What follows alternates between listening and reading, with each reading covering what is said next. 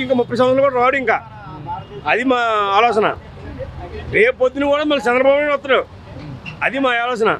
మరి ఈసారి కూటమి టీడీపీని సింగిల్ డిజిట్కి పడిపోతాయి అని చెప్పేసి కూడా అంటున్నారు. టీడీపీ మళ్ళీ 11 సీట్లు అవుతాడికి. కానీ ఈసారి కూడా రావు వాడికి. మేము పేదవాళ్ళ మందరం ఆడికే ఓట్లు వేసాం. వేసిన తర్వాత మాకు బొమ్మ చూపించాడు, ఏది కూడా చూపించలేదు. ఈసారి కూడా ఆడే వస్తారు. మళ్ళీ ఎవరు బాబే వస్తారు. మళ్ళీ బాబే వస్తాడు. అందులో సమస్య లేదు, ఇందులో సమస్య లేదు. మేము ఓటు వేసి కూడా బాబుకి వేస్తాం మేము. అది అన్ని పథకాలు ఇచ్చేసాము. ఏం ఓటు ఇచ్చాడు?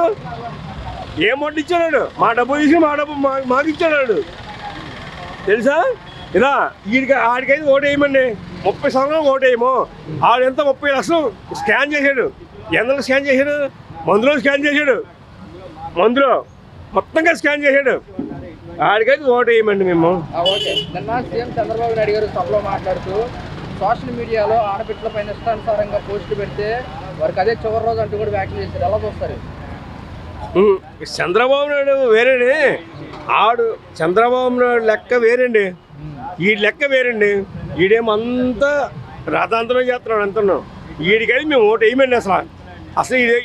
అసలు వంశీని తిట్టాడు. జైలుకి వెళ్ళాడు. ఇంకా కొడాలి ఇప్పుడు అడిగి ఎరగొట్టాలి కొడాలి.